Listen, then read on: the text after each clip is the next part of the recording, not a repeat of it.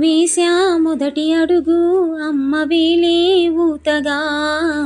నేర్చా మొదటి పలుకు అమ్మ పేరే ఆదిగా, నాలో అణువు అణువు ఆలయంగా మారగా, నిత్యం కొలుచుకోన అమ్మ రుణమే తీరగా,